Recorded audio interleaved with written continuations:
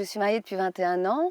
Au début, nous étions jeunes mariés, tout allait très bien, de famille catholique. Au fur et à mesure de notre vie, nous nous sommes rendus compte que nous n'arrivions pas à avoir d'enfants. Et là, ça a été une première grosse épreuve. À ce moment-là, on a commencé à se sentir abandonnés par le Seigneur. On trouvait que le Seigneur était vraiment loin de nous, ne répondait pas à notre appel. Finalement, on a petit à petit laissé tomber la pratique religieuse.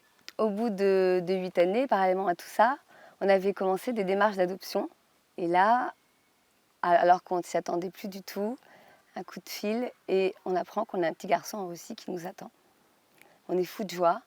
Au bout d'1 an et demi, grosse épreuve. J'apprends que j'ai un cancer. Et là, à nouveau, on se dit, mais qu'est-ce qu'il fait, quoi, ce Seigneur? Pour nous, il ne répondait pas à notre appel.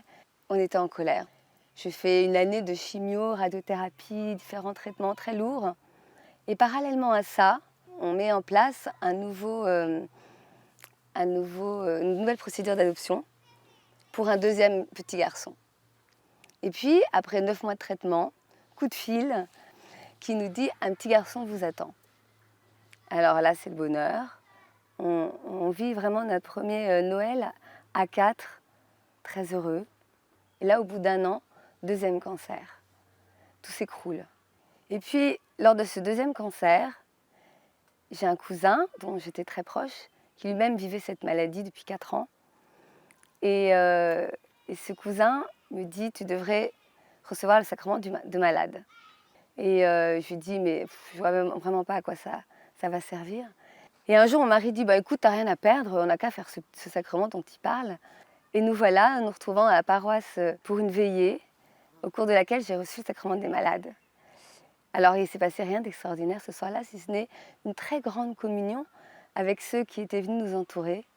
Et petit à petit, alors que on commençait donc à nouveau des traitements, je commençais les traitements, on s'est rapproché avec mon mari de notre paroisse.